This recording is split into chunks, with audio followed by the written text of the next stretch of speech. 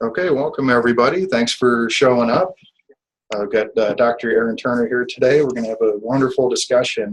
I'd like to point something out with these webinars that we're doing are not about a teacher and students. It's not about presenting an expert.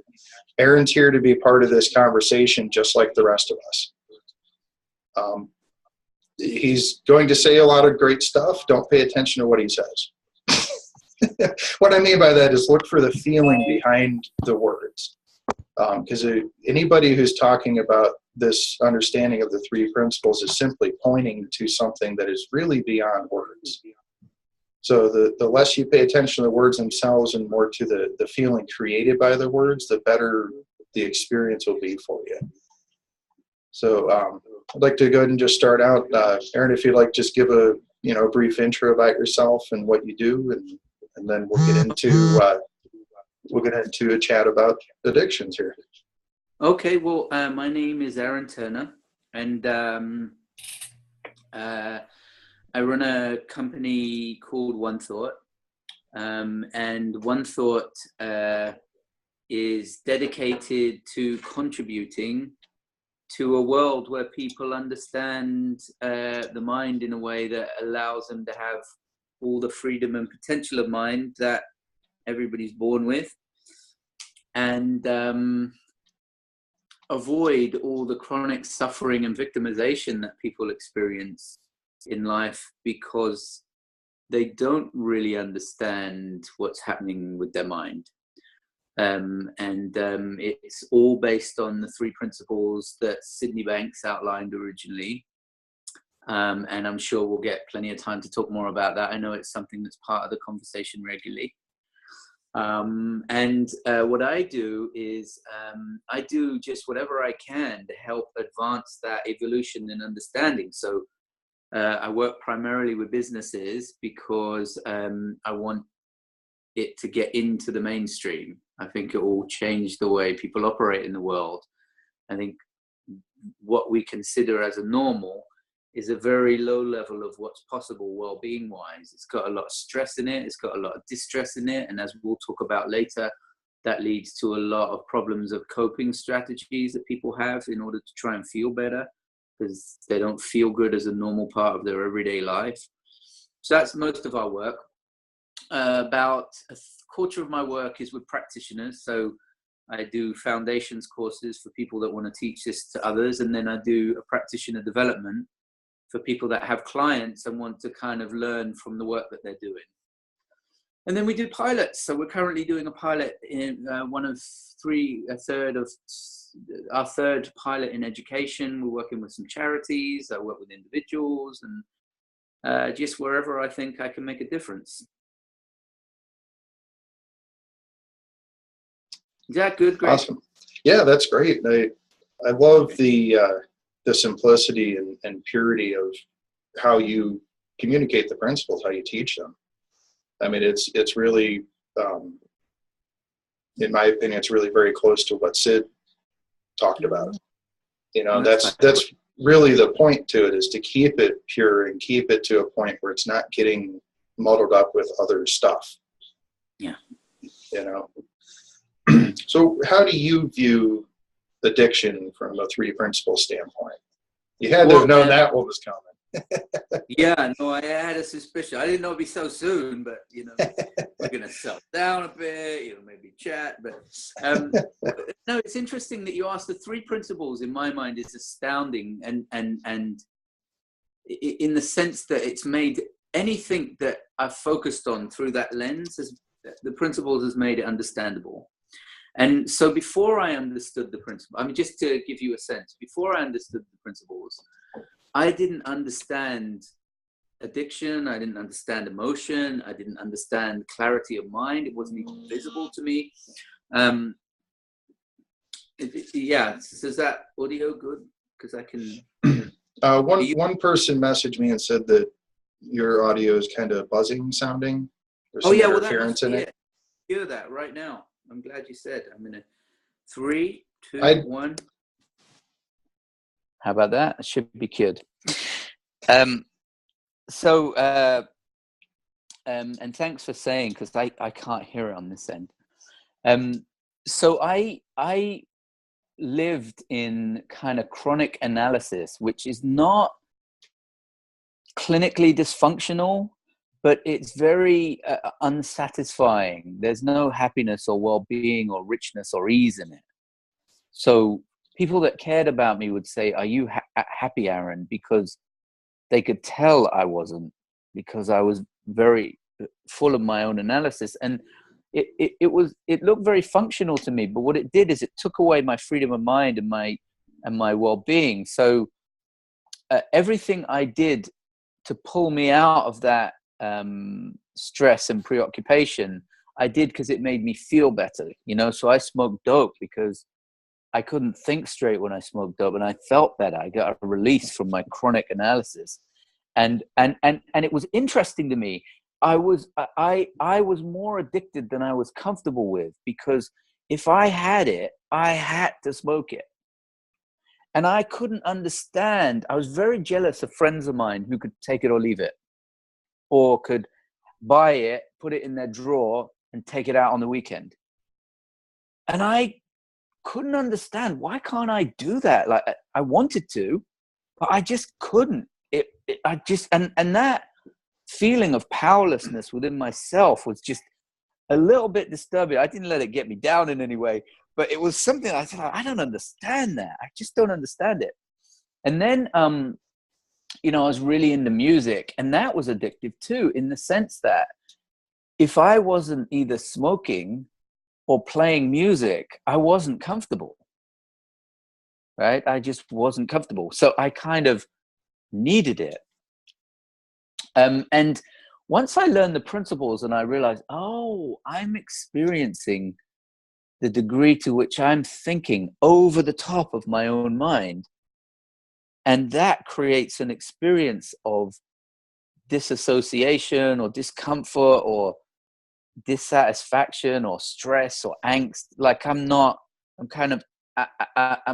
in sync with myself. Like I'm kind of thinking at odds with myself. And when I didn't do that, I just experienced the most incredible feeling of ease and well-being and calm. And I didn't need anything. I could enjoy anything, like a drink or a video game or whatever, but I didn't need it. And I suddenly started to see that now this is the way it makes sense to me. I'm not saying this is true. And that's what Greg was saying. This is a conversation. But the way it looks to me is that addiction is a symptom of not experiencing your own freedom of mind and not knowing that that you're experiencing the way you're relating to your own thought, and therefore your relationship to your own potential of mind. You're not experiencing that. And I'll give you a couple examples that illustrate that of people that I've worked with. So I one of the people that I worked with was a doctor, and was like me with the smoking, was really addicted, more so maybe. He knew from his medical training that he was literally killing himself. Like he had all the symptoms of going into the phase of dying from drinking too much, but yet couldn't stop. It's quite an extreme case. Now, I wasn't worried about him, because to me, when people are not in mental ease and well-being, it's natural to look to get back. Natural to look to get back, but because you feel ill at ease and you're kind of innately looking to feel at ease. And if you don't know that that's one thought away and you can actually be at ease in the thought, while it's busy on its way, you look for other ways, which is very natural. My mind does the same. It's like when I'm ill at ease, my mind says, eat something, shop something, drink something. It does that. I'm like, yeah, thanks for your input. I don't think it works like that, but all ideas are appreciated. So when I talked to him, it was evident that he was analyzing and uncomfortable all day. And then he was thinking, well, when am I going to drink? When am I going to feel okay? When am I going to be all right? And we had this conversation. It was so interesting. he says to me, Aaron, you don't understand. The drink is what makes me feel better. Right? Now, to me, that's a misunderstanding that fuels addiction. Right? Like, I don't even think shopping makes me feel better, but it occurs to me every time. And every time it occurs to me, it's like, oh, I got an idea. And it's like, Aaron, that never works, you know? But just imagine if you believed it, you'd have to. So he says, well, you're wrong, Aaron. You don't know me. I said, all right, well, let's break it down. You're kind of uncomfortable, and then you start thinking, when am I going to have a drink? When am I going to have a drink? You say, well, let's string it out. Let's string it out.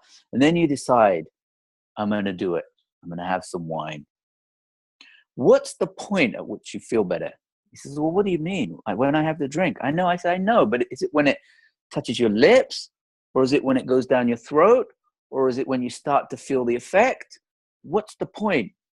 So there's this silence, and he kind of smirks. He says, well, it's when I decide I'm going to have to drink.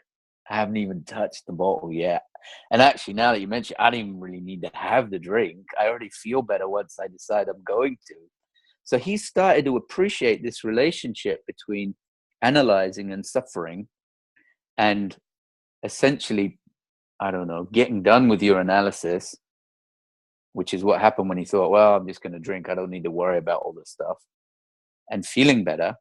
And he saw that he had the potential to feel better no matter how he felt, because it's just thought, and then come through that and actually feel better as a matter of course. And he went from, I'm killing myself, I can't stop, to, I'm not really addicted anymore. I don't drink anymore. I don't have to drink anymore. And I only really drink in situations where I kind of habitually do it, and I don't even know why anymore. So I'm down 75, 80%.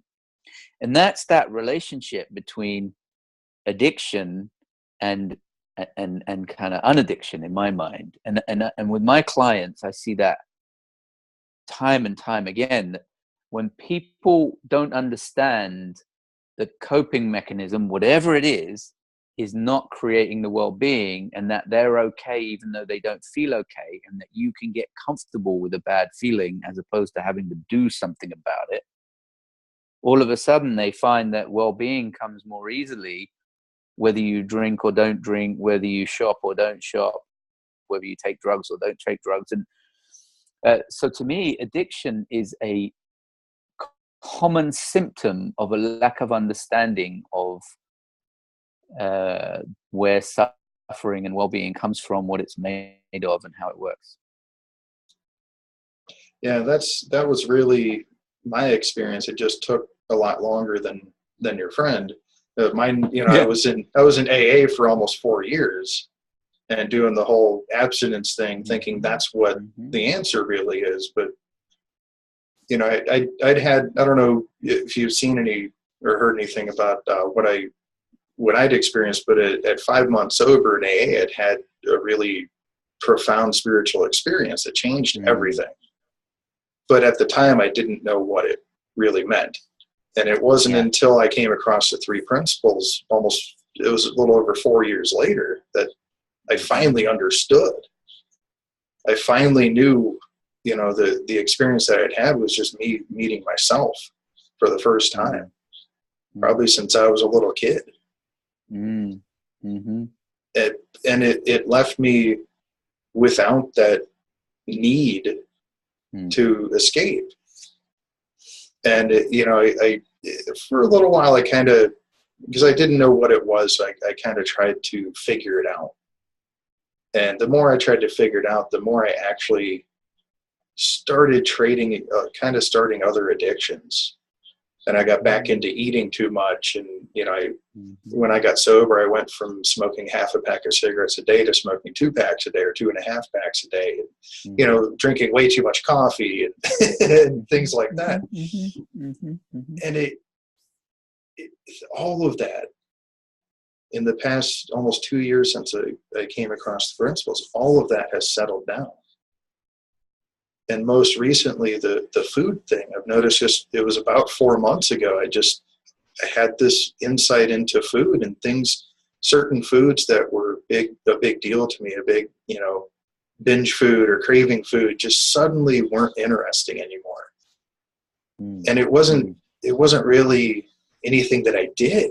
I just suddenly saw things differently. And that's the beauty of these principles is the understanding that comes really isn't about gaining something new. It's about letting go of the old. In my experience, it's about dropping the old stories and letting the new stories start. Yeah, that's a nice way of saying it. And a few months ago, I decided to try having a drink again. And it worked okay. I enjoyed having a glass of wine with dinner, you know? Yeah, and right. And then after about a month and a half or 2 months of occasionally having a drink with dinner or something, I decided, you know what, I'm going to try to get drunk just to see as an experiment. And I tried, and after 2.5 beers, I set it down and said, I don't like how I'm feeling. And that is just dramatically different than what it used to do for me. When that little buzz started coming on was when I started getting fired up. That was the beginning. I mean, that wasn't the end. Now it's the end. Because I feel so good the rest of the time that it can only make me feel worse. Wow, that's very cool. That is very cool. It's really a beautiful thing. I know there's at least 1 or 2 other people on this webinar that have had that similar experience to that. Just the feeling so good part that it doesn't even look good anymore. Yeah, right. You know, so what we're talking about on these calls with addictions. Now, mind you, I do think that a nice period of abstinence is good because it helps to kind of clear that brain fog and help us think more clearly. But that's ultimately, abstinence is not the goal. The goal is to fix, or not really fix, because there's nothing really wrong. It's to get back to that place of well-being that we all have within us, that when we're there, we have no desire to escape.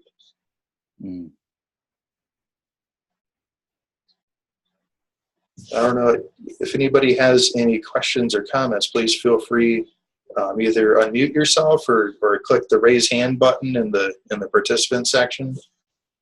We'd love to make this is a conversation. Let's Yeah. So that was just the introduction to open up a conversation and take this wherever you want to go.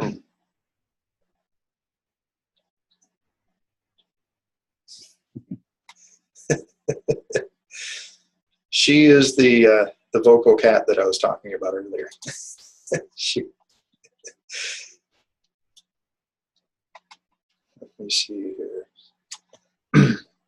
I am on speaker view, so I can't see if people are literally doing this. Let me scroll through. Looks like Jennifer. I can take a look. Oh, Jennifer. Yeah, Jennifer's got her hand up. Go for it, Jennifer. I had overeating and bulimia until I was age 30, and I'm 46 now. And I never really knew how the bulimia went away, other than I started to embrace the understanding that there was more to life than me, and let go of atheism. And it just naturally dissolved. And it's always been a perplexing question of what happened? How did I get here? And I've been following the 3 principles for about 1.5 years. And it must be a residual kickback that I'm experiencing right now, because I've had a little bit of crazy eating lately and I have a client I'm working with, of course, that's going through this. And it's like, I'll catch myself eating something, and it's that same crazy behavior of the bulimia, where I don't want to be eating it. I actually wasn't even feeling bad, but I'm in that cycle of just, I'm doing it, and then I'm full afterwards, and oh crap, why did I do that? And I feel a little bit stuck with, I know it's just my thinking, and I know I feel crappy when I do that, but I don't seem to be able to get out of the loophole of it. And I'm just wondering if you have anything to offer me here. Well, maybe. So Jennifer, I mean, one of the things that resonates about what you said, because it's very, it links to experiences of other people that I've seen and to myself, that idea that there's a bigger picture to who you are, or that idea that there's more to who you are than you experience moment to moment, or that idea that there's a bigger potential, whatever it is, however you express it, I think that has a profound implication. Once you consider it and you start to get a feel for it, you start to see clues about it and indications of it. And I think given what I've seen about that, it's not a surprise that you had that shift in your perspective, and then you had that shift in your experience. I think they're intrinsically linked. Okay. And there's a way, to me, I'm just going to give you a summary just so you can understand what I'm going to say, because otherwise it might sound unhinged in some way. But to me, if it's true that the mind itself is universal and pure and rich, and that's that the essence of that is the essence of life and therefore of human beings, and that the more purely and openly that's experienced, the richer you feel. Okay, if that's true, then it should be right that the experiences that you have that are richest or cleanest or freest would be the most full of intelligence and the least full of distortion and thought-based BS. Right? Now, that made total sense to me because it fit with my experience, and it fits every field that you look at, that when people are most at ease, they do their best, they feel their best, they think their best. And when they're most, when they start to have distress and distortion in their emotions, they don't do so well, they don't think so well, they don't, that there's kind of almost like a virus in the system. Okay. Now, when I realized that, I applied that to my experience of food in a surprising but unsurprising way. Okay. So I noticed that I would binge eat. I mean, I'm just drawing a parallel between what you're saying to see what's helpful. I used to binge eat biscuits and cakes, right? And I thought that was a bad thing, but I enjoyed it. So I would binge eat. I would think, well, I shouldn't really binge eat sweets and cakes. And then I'd binge eat sweets and cakes. And I was like, oh, damn it, you binge eat sweets and cakes. That's not good. I'm going to tell. Right. And then there would be this cycle. Now, once I understood what I just said before, I realized, hold on. There's a double agent in this deal. Why would you trust what you think when you don't feel good? Why would you do that? And I'm like, well, if I didn't do that, I wouldn't try to stop myself binge eating. And if I didn't do that, I wouldn't give myself a hard time when I did it. Like, okay, well, let's try that then. Right? So that'd be like, you shouldn't binge eat those biscuits. Oh, well, you're not helpful thoughts. I'm not going to listen to you. And I would binge eat it all, have a whale of a time. And then I'd think, oh, God, you did that. And like, well, we're not worrying about that. We're just sticking with clarity and seeing what worked out. And it was fascinating because what I started to see was when I didn't prejudge it and when I didn't post-judge it and give myself a heart, there was no momentum to the dynamic that fueled the pattern of it. So it became incredibly intermittent. And what I've discovered is, you know how they say the road to hell is paved with good intentions? Mm-hmm. That means you can easily find a righteous reason for a really unhelpful thought. So to me, our minds sell us bad thought with good logic.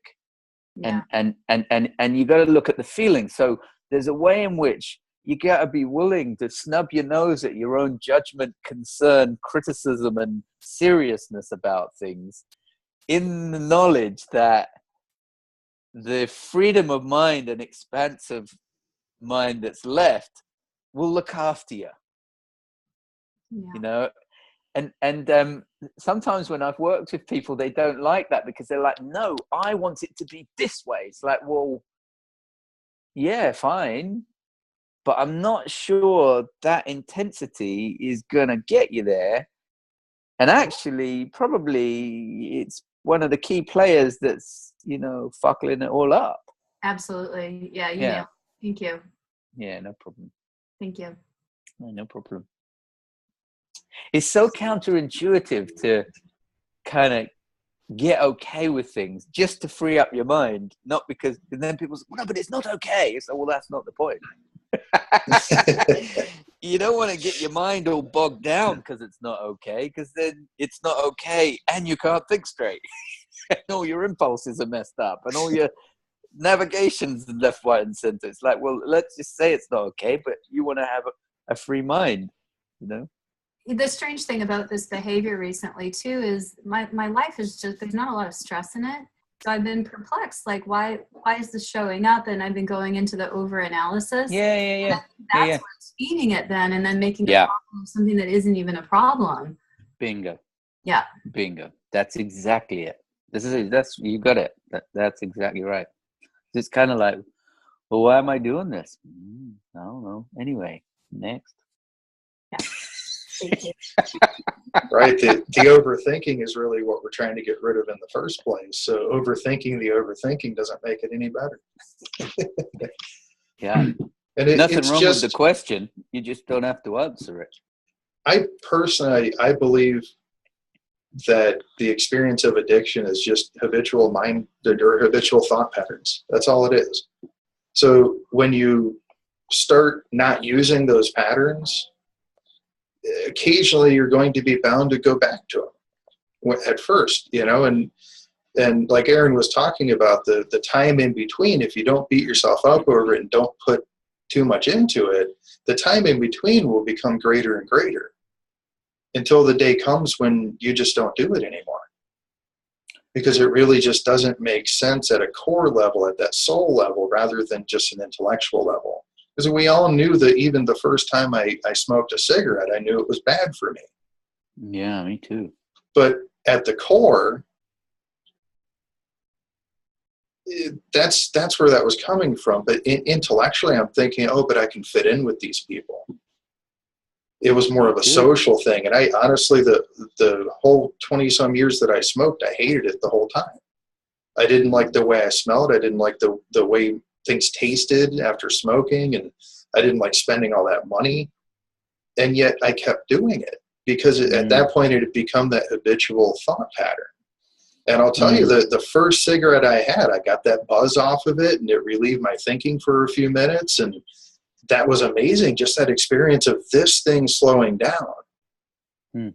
But now I experience that on a regular daily basis. So I don't need those things. That's the real beauty of this to me, in my experience of it, is how much quieter my mind has gotten. Because I don't feel the need to go around judging everything and analyzing everything. It just is what it is, and I'll experience it as it is. And even I've had a couple of beautiful experiences with depression, of all things, you know, and having this, feeling those depressive feelings, but at the same time knowing I'm okay is a strange but wonderful place to be. It's so much better than when I took that depression seriously. Oh, I'm depressed, so now I should just sleep more, and now I should this, and now I should that. Just letting go of that story makes a huge difference.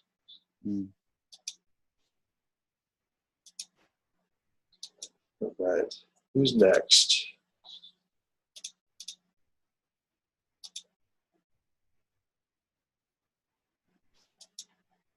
I have a question. Can you guys hear me? Yes. Yes. Is that you, Wendy? That's me. Hi, Aaron. Hi. You. I thought that was you, but you're listed Apple Ruth Tutor. Yeah, I gotta get my. But that looks like Wendy. It's me. Hi. I gotta get my husband to fix that because I'm technologically retarded. Okay, so he's laughing at me. I have a couple things. One I want to say is that we recently were up and did some work, Tom and I, my husband and I, with Linda and George. It was amazing. Like our relationship, I thought I thought that it was good with the principles because I didn't really take his stuff seriously. But now we're just on this whole new beautiful level that it's just unbelievable. Nice. But one of the things that you're reminding me of in depression is something that Linda had said to me, that reminds me that if you don't put any fuel on that fire, it just kind of fizzles out. And the fuel I was putting on the fire is when my husband Tom was reacting to me, I was reacting to his reaction. And we had a lot of speaking about that. And it's just so beautiful that everything, addiction, relationships, everything, it's the same answer. It always comes back down to the same answer. And so it's so simple, because at first I clicked on your addiction thing and I thought, oh yeah, I don't really know that much about addiction or what I do with people with addiction, but it's back to the same thing. And my own addictions with food or whatever. So I have that to say. And then the other thing I wanted to ask you if you could speak to is I have a few very addictive people in my family, and I really want to be of service to them. But I know that they don't really want to go there. So I don't know. Do you have any experience with people, family members, how you could even be a little bit helpful?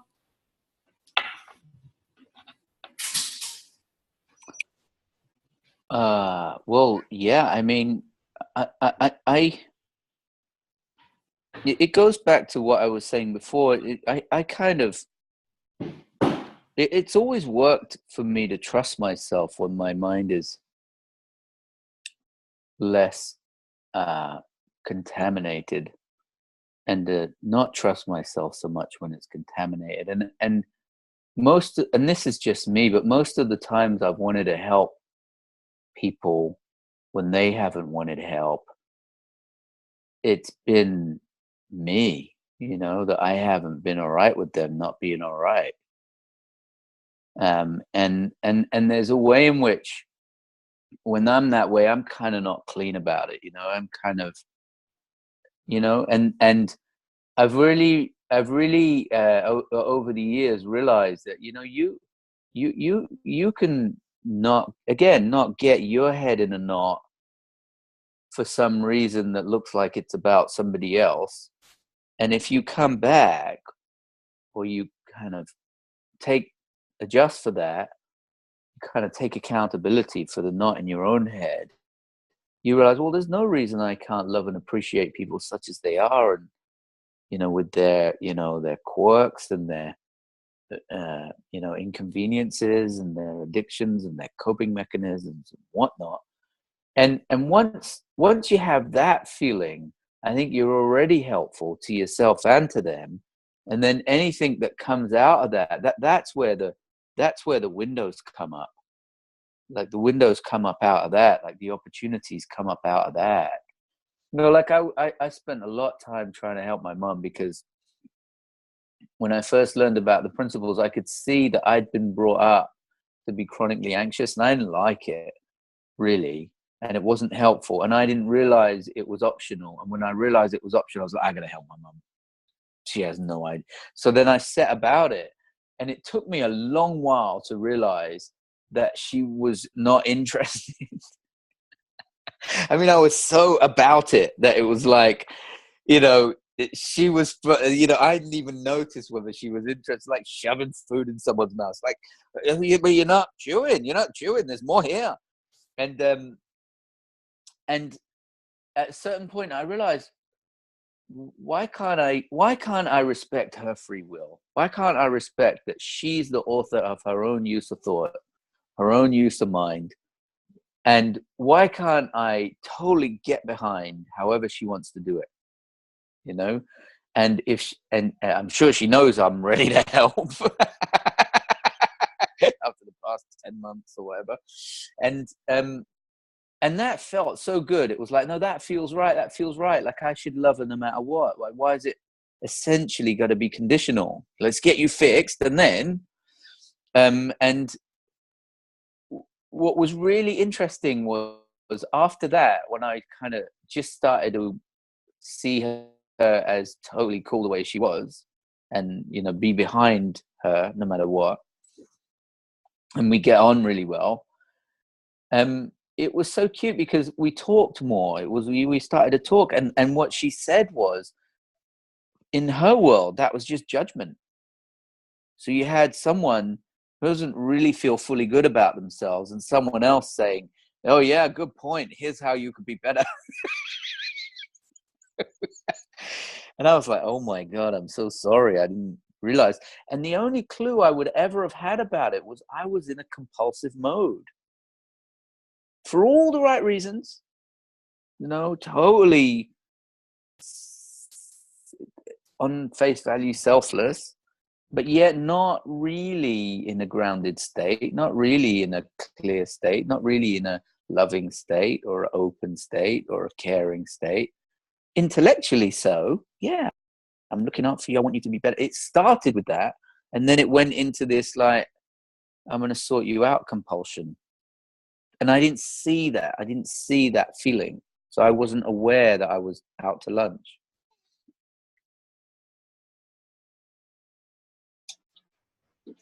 Awesome. And I've had a couple of experiences with that where when I finally just accepted the person as they were, they sensed that, and they felt that calmness with me.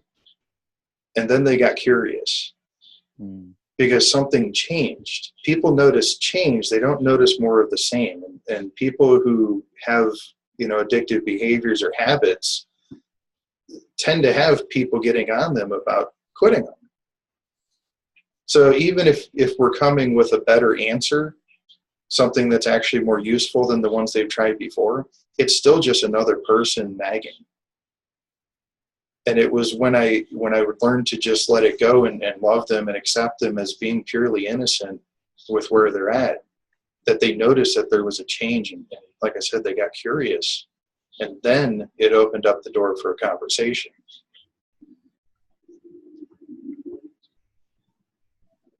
We have Trevor has his hand raised. I'm going to unmute you, Trevor. Okay, cool. Can you hear me okay? Yes. Oh, great. Excellent. So, Aaron, I've got a question for you that popped up. And then another question. So that's like part A and part B, but I'll get through them quickly. Which should we do first? Let's do part A. Sounds reasonable. What I have experienced is that in my own journey, I've through getting a better understanding of the three principles, I've managed to drop a lot of what I would call damaging behaviours. So the biggies, the gambling and binge eating, all that sort of thing. And I've had an experience that I discussed with you about tinnitus as well. So they're like major life things. What I wanted to talk to you about was substitution. So let's say I gave up gambling, and now, you mustn't laugh, I eat a lot of Marmite on toast. Like, I just love Marmite on toast, right? Now, that's not going to kill me. Yeah, and it does taste good. And it does taste good. I'm glad you're a Marmite lover. That's sweet. Yeah, I'm not so hot on the gluten, but the Marmite part, yeah. I don't know. I mean, it could just be really simple. I thought maybe I like the salt. Yeah, but it's subtle. It just starts, like maybe a little bit too Marmite on toast, a little bit maybe too much watching telly. I can feel that pattern starting to come through a little bit more again. Yes. So does that mean that I need to reach another level of consciousness to see through that behavior as well? Or am I just recreating the wheel? Okay, and that's part A. Yeah. Do you want to do part B? Part B was connected to how can you come more from that place of grounding than from the compulsion? Okay, great. Okay. So I'm glad you brought up part A, because I wanted to say something and I thought it was a little controversial. So I'm glad it's not coming from me. Okay. So, see, I think that really, in my mind, it's like you got to consider the source.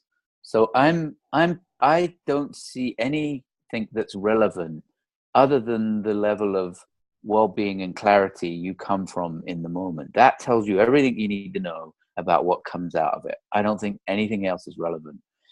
And I think that if that's true, or when I've seen that that's true, I don't, now this is me personally, okay? I don't see any reason to think about behavior. I really don't. I don't see any reason to think about behavior, because behavior is the tail end of the quality of thought that you acted on in the first place. Right? So, you know, it's like when I was a kid, we lived on the first floor and we had a little balcony in our flat, and we would drop things off the balcony. Just when we were kids, just drop them off. So at the bottom, in the bushes below our house, there was like eggs and cutlery and toys. And now, what's interesting about it is every single thing you drop did the same thing. It just fell down. So why do we have to keep doing it? And there's a way in which I think behavior is a complete red herring.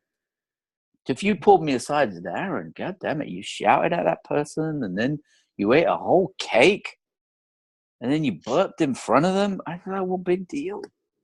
You know, big deal. What is there to see in the behavior? Okay, maybe I was in an agitated state, and that's a good lesson to see that the thinking that comes out of an agitated state is not helpful. But does that mean you should never act on that thinking? Well, good luck. Like, there's a way in which you can take it all too seriously. And I think that sounds like more what you're talking about. It's like you get onto monitoring your behavior. You're going to find things to monitor, think about, try to correct. All right, you eat. I challenge you to eat 5 times more Marmite and toast. Go for it. I don't care. I don't even think you should care. And to the degree that it weighs on your mind, that's the problem. Being willing to have something that weighs on your mind, a mind that would otherwise be free and buoyant and fluid, that's the problem. So if you said, what's better? I'm sorry, go ahead, Trevor. Yeah, and that seems the gateway to this thing of grounding and just having less on my mind, being a bit more free, which is the next stage, really. It's like, because all that compulsive thinking has disappeared, there's spaces for rest, you know, reflection. And it's really interesting what you're saying. I just really heard that my behavior, the monitoring of my behavior is sort of just putting the focus on my behavior. So, you know, I'm going to be worried about it, and worry is just more thought on my mind. Yeah, exactly. And you know that part B that, and I think everybody's interested in, you know, that part B that you talked about? Yeah. Most people think, oh, if a deeper mind is a clearer mind, I should be clearing my mind. I should be not thinking, right? Well, again, that's just something extra to think about and worry about. Actually, what I've found is that the more that you become okay with thought in a way that it becomes unremarkable, you drift in the right direction. It's the opposite. It's like getting comfortable with the fact of thought, with the fact of all kinds of thought. Like, who's afraid of the big bad thought? I had a thought. Oh no, don't tell anyone. You know, and you go in that direction. See, that's a direction. You can go in a direction of intervention, which is, what am I going to do about my thought? And you can go in a direction of understanding, which is, why is thought such a big deal? It's just a moment-to-moment flash in the bucket. And it's this direction of perspective that is going to affect your experience of your experience. That's going to affect your grounding. See, and in my mind, that's what the principle is about. It's like a big picture. Hey, do you know that this is all just thought? None of it's ever going to hurt you, but it will feel dangerous and scary and whatnot. But that's a feeling of the energy of mind. And guess what? That's always there. So you don't need to worry about that. And as human beings, we over-personalize, we over-serious, we over-focus. You know, we're like, how am I doing now? Well, fine if you weren't thinking, how am I doing now? and then you realize, actually, if it is thought, I'm okay. Like Greg said, I'm okay even when I feel depressed. I am actually okay. But for the fact that I freak out, and freak out's not something wrong with me. It's me thinking there's something wrong with me. Okay. So it's that, and it's tricky because it's very logical to think, oh, I've got to do something about thought. I've got to do something different with thought. I've got to have a clearer mind. No, it's just more perspective that it is thought, and that it is all mind, and that there's nothing up. It's just the principles in play. You know? Okay, that's helpful. Thanks, mate. Good. Clifford's got his hand up. Hey, how's everybody doing today? Good. I'm here in Florida. I just want to kind of talk from my experience because that's all I can really do. I can't give any advice, but the way it was for me growing up, I was okay with my surroundings and society and how they perceived what to be bad and what they perceived to be good. So I feel like a lot of that influenced my own thoughts. And the more I did that, the more real it became, the more I felt when something didn't line up with that thought of it being bad or good. So the more, once I was introduced with the 3 Ps, I really started to question, well, what is really bad or good? You know, I had had all of these thoughts of what bad and good should look like, mostly from society. And I feel like the more I was aware of that bad and good really didn't exist anywhere but up here, I was able to pull myself away from whatever it was I was thinking about, because I feel like I was judging myself more than people were judging me, because if what I didn't line up with what they thought was bad or good, then I wouldn't be okay.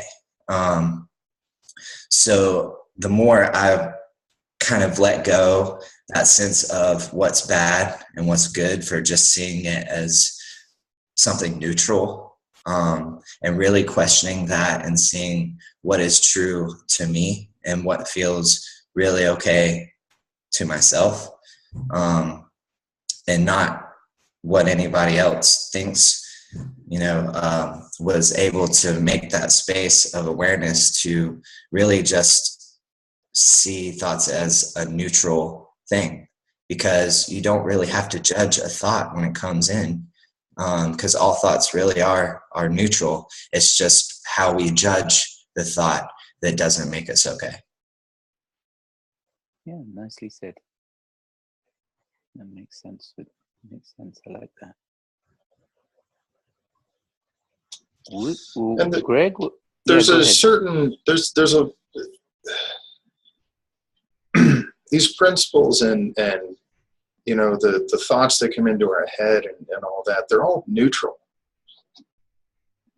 The 3 principles are on the spiritual side, just like what we have with gravity on the physical side of life.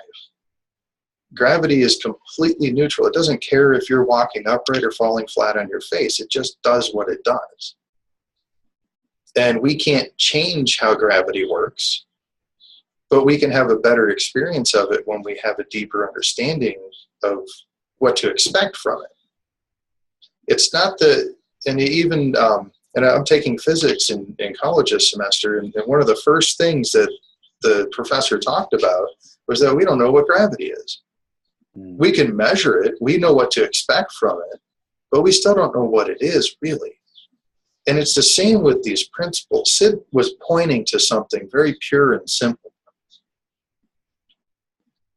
And there's a neutrality to it that is absolutely amazing, because it's still the same principles of mind, consciousness, and thought that 5 years ago had me drunk and high every day. And not too long before that had me at 340 pounds from eating a bunch of junk food.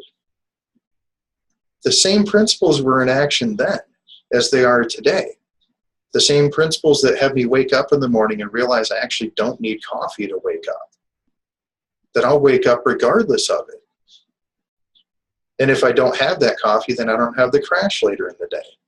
And that the same principles that when I wake up in the morning and I roll over and look at my wife, I realize I just woke up with a brand new woman. And she woke up with a brand new man. Every single day. And it is such an amazing way to wake up and go through the day. It's not that I don't ever have those crappy thoughts come into my head, but I don't take them so seriously anymore. There's no need to. They're neutral. It just comes in and I can label it crappy, and then I can have a crappy day from it and maybe stretch it out into a crappy week if I really want to. Or I can have that thought come into my head and go, it'll go away just like it came in. I didn't have to do anything to make it show up, and I don't have to do anything to make it go away.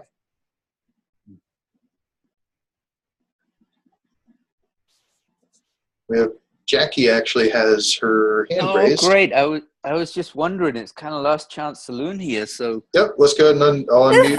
There you I go. was thinking, who haven't we heard from that we want to hear from? Well, I'll just say here in America, I don't think we have Marmite, but now I want it. Well, when I lived in the States, we had to ship it in ourselves because we felt the loss of it. Yeah. Wow. And hi, Aaron, hi. Hi. What I'm wondering about is why it's not like, for me, all thoughts seem real and they all have power, or it's all an illusion. None of them do. Some of them do, some don't. There are thoughts I can have and I know they're nonsense or they're dangerous if I acted on them, so I don't act on them. Yes. Wouldn't it be fun to fly? You know that feeling when you're at the top of a flight of steps and you want to jump off? Of course you don't jump off. Yeah. But if I see chocolate cake,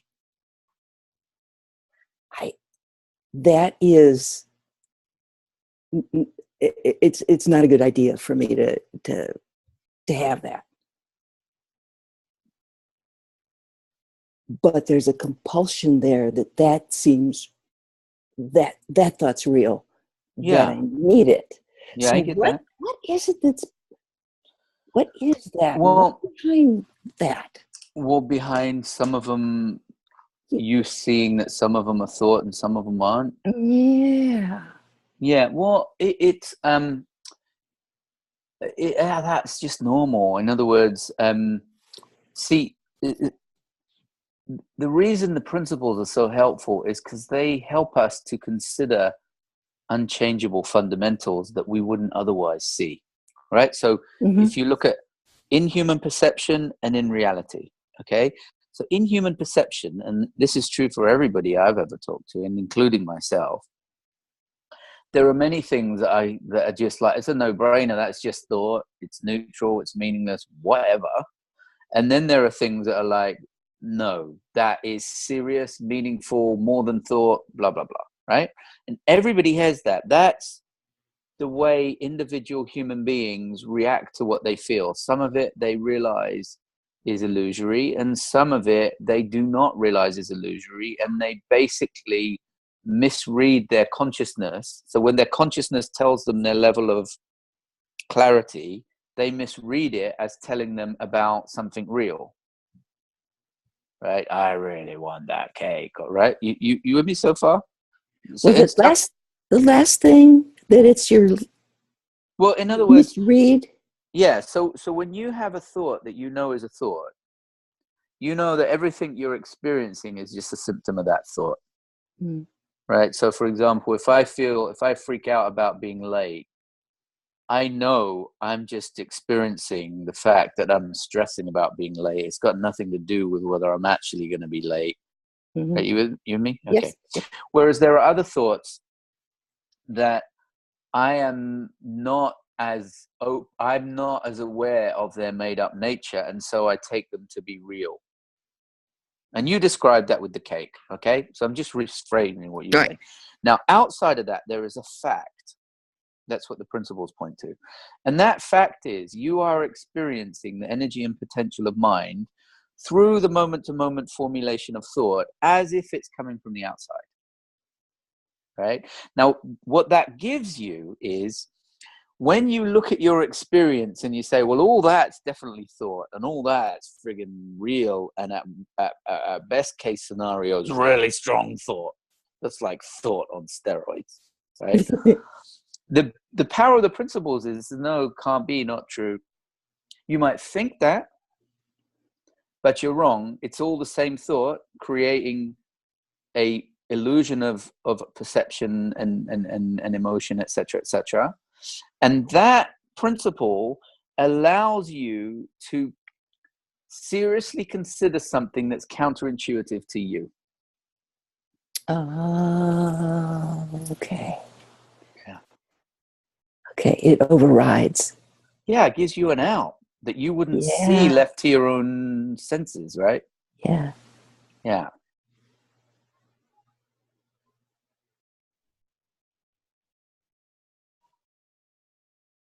Okay, it is the same. It is the same. Yeah, I that's see it. It's the same. The power of it is the same. And that power is most useful when you would least respect it.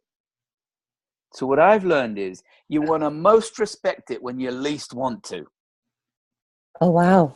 Right? So my wife's like, yeah, blah, blah, blah, blah. And I'm like, God, what a so-and-so. She's making me feel this way. I can't tolerate this anymore.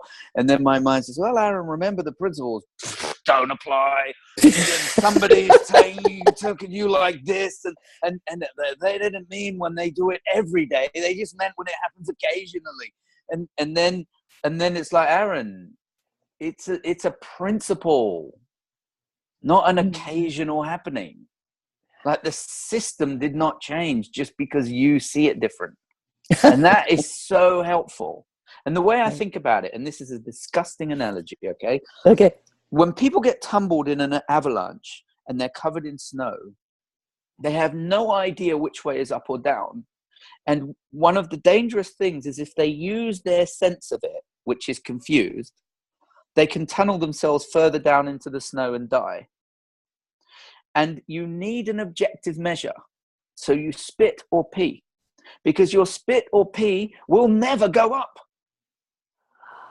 It will only ever go down. And so no matter what you think, no matter what your opinion is, you dig the opposite way of your pee. Right? Now, the principles is that objective measure. It's always mind, which is always formless, in the form of a thought that's always temporary, that's always nothing more than a thought, that always feels like it's realer than it really is. Boom. Always. And that's the power of it. It's, if you say, well, it's always in 99.99990%, that 0.9 is going to eat you every day. Because you've put it off. It's allowed to be something it's not. Yeah. Wow. Yeah. Thank you very much. Oh, it's a pleasure. Pleasure. Absolute pleasure. Great question. Yes, definitely. Thank you very much for showing up today, Aaron. It's a pleasure. I know you're a busy man. I really appreciate you taking the time to come have this conversation with us. And I know I got a lot out of it, and I've seen a lot of faces lighting up on here today. So this has been awesome.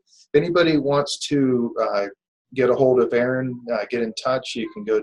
He has two websites, onethought.com, one as the spelled out, and also aaronturnerphd.com.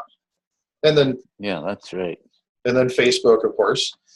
So definitely feel free to reach out, and definitely appreciate your time today, Aaron. So I'm going to stop the recording here in a minute, but if anybody wants to hang out and continue the conversation, feel free to hang out. I know Aaron has to go but we can still hang out and have a conversation. And next week we will have Chip and Jan Chipman on. Oh, And very cool. And again, not experts, not teachers, just one of us having a conversation. That's just a beautiful way to do it. Absolutely. Thank Well, you. it's been Thank you, Aaron and Greg. Yeah, it's been an absolute pleasure. I would hang, but I gotta put my kids to bed and hang with them for a little bit. All right. Thanks much. Thank you, Aaron. All right. Lots of All love. right, take care, everybody. See you next time.